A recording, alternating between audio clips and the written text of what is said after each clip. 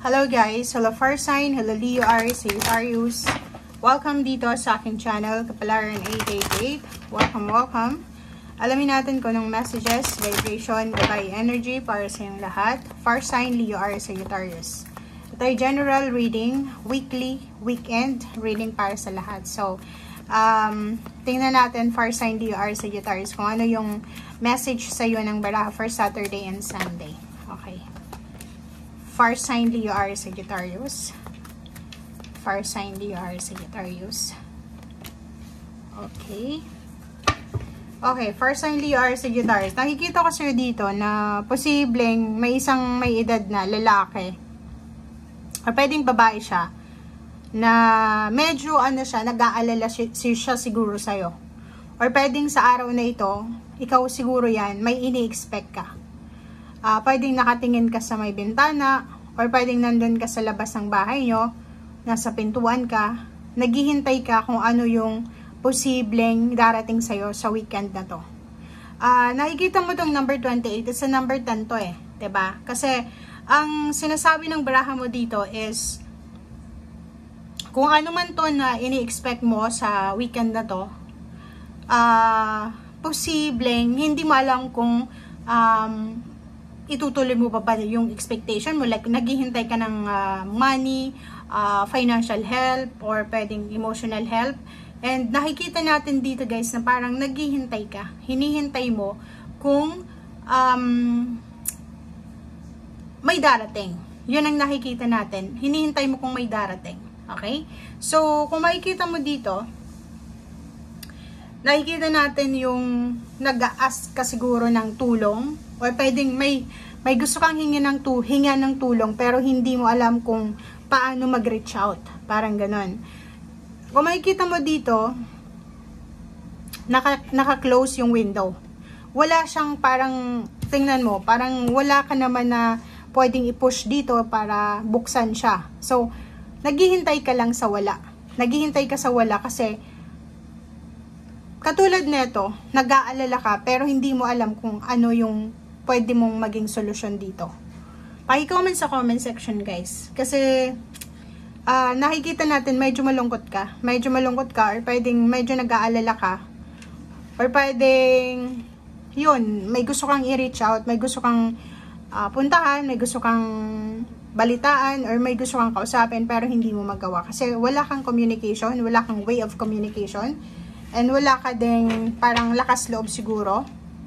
Or hindi mo alam kung paano mo sisimulan or gagawin yung reach out mo.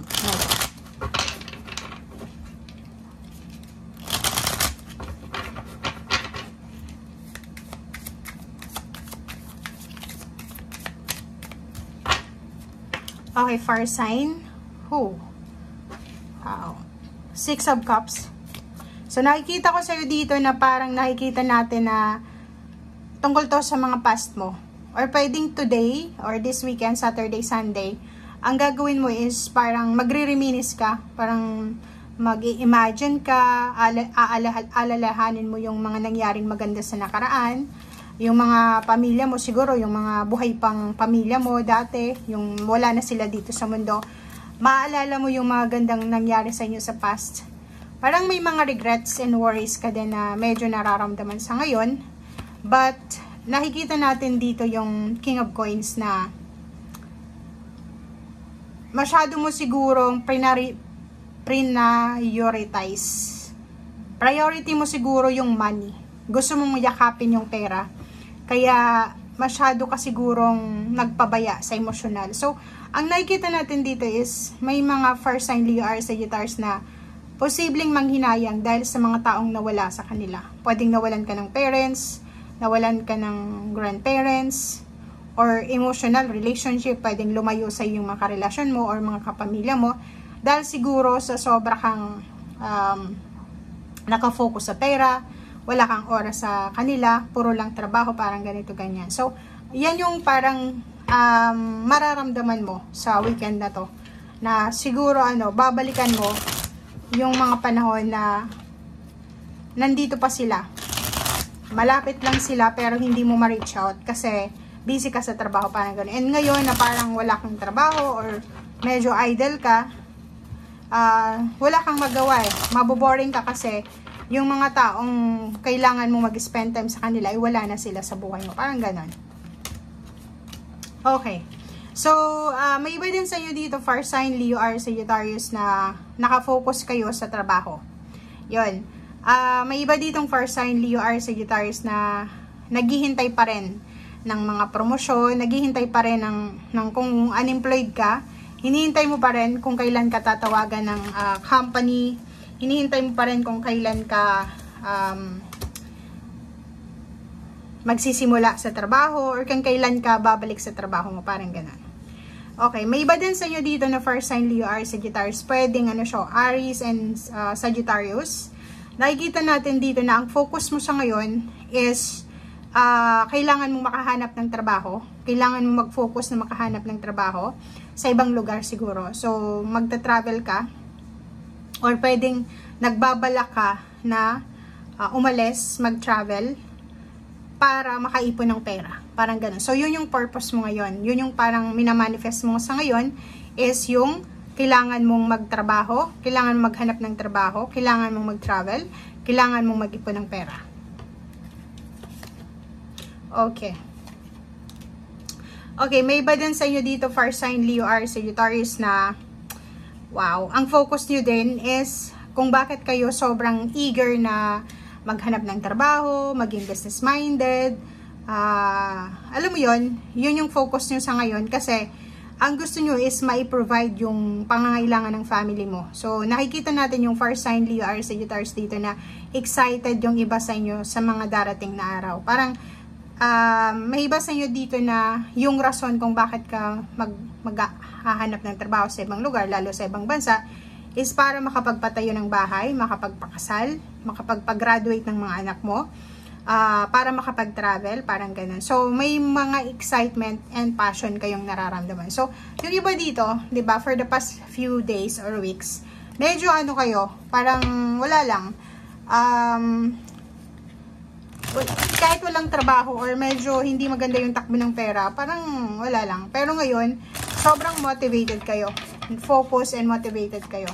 Kasi ayaw nyong masira yung, kumbaga, momentum, yung diskarte or yung mindset nyo.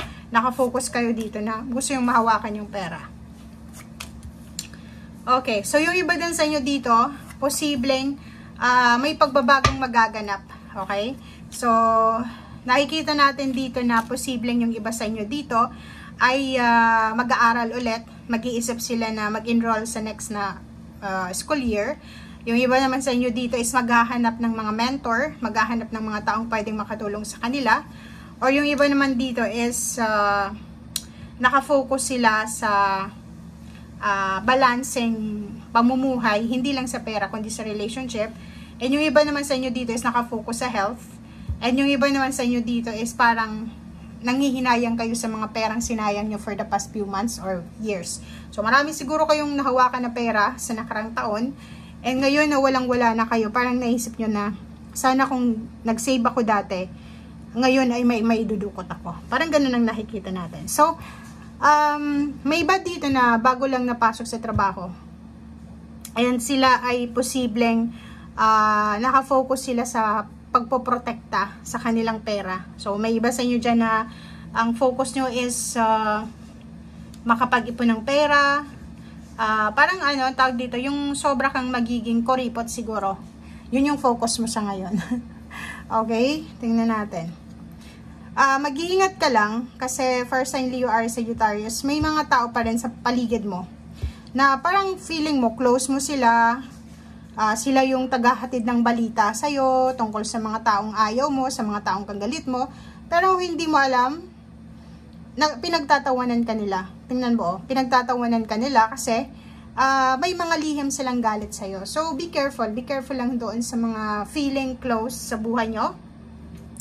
Be careful lang doon sa mga feeling friends, feeling family members na parang, alam mo yun, yung mga kapamilya mo, mga in-laws mo, or yung mga hindi mo naman kadugo na parang pinapakita sa'yo na fully supported ka nila, pero ang totoo, pinagtatawanan ka nila sa mga nangyayari sa buhay mo. Okay? And, dito sa barahang to, ang taong ito ay nakagawa ka ng hindi maganda sa kanya. Naging kaaway mo siya dati. Tapos ngayon, maganda na yung communication nyo sa palagay mo. Pero may mga hidden grudges siya. May hidden grudges, may hidden agenda siya sa mga ginagawa niya sa'yo sa ngayon. Or sa pakikitungo niya sa'yo ngayon. Okay? Thank you guys. Bye!